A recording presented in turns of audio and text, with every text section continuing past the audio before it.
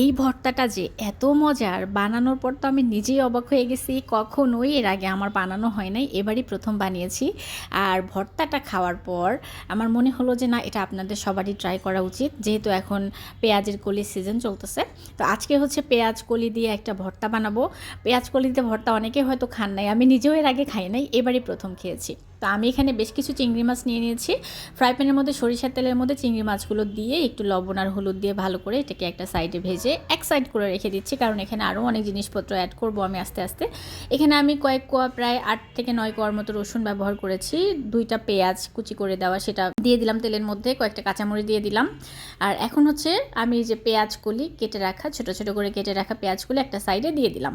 এখানে ঝালের পরিমাণটা যে যার পছন্দ মতো নেবেন। আমার মানে রিসেন্টলি একটু গ্যাস্ট্রিকের বেশি সমস্যা হয়েছে, যে কারণে আমি শুকনো মরিচটা অ্যাভয়েড করছি।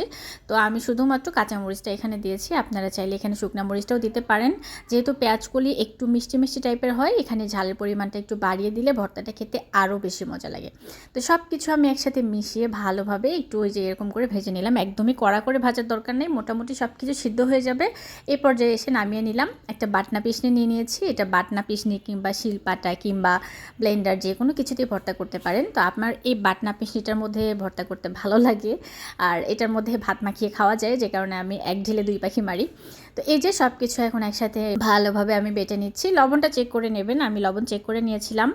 আর যদি লাগে সেটা পরবর্তীতে ভর্তাটা বাটার পরে দিয়ে দিতে পারবেন, সমস্যা নেই। এ পর্যায়ে এসে আমি দিয়ে দিলাম একটুখানি ধনেপাতা কুচি।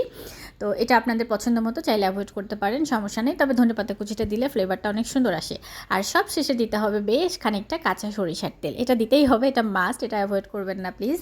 তো এই যে আমার ভর্তা কিন্তু রেডি হয়ে গেছে, দেখতে পাচ্ছেন খুবই সুন্দর একটা ভর্তা। এটা যতটা ঝালঝাল হয় না, ভর্তাটা খেতে কী যে মজা লাগে বিশ্বাস করেন। এখন তো পেঁয়াজ কলির সিজন চলতেছে, অবশ্যই আপনারা এই ভর্তাটা একবার বাসায় একবার হলেও ট্রাই করবেন।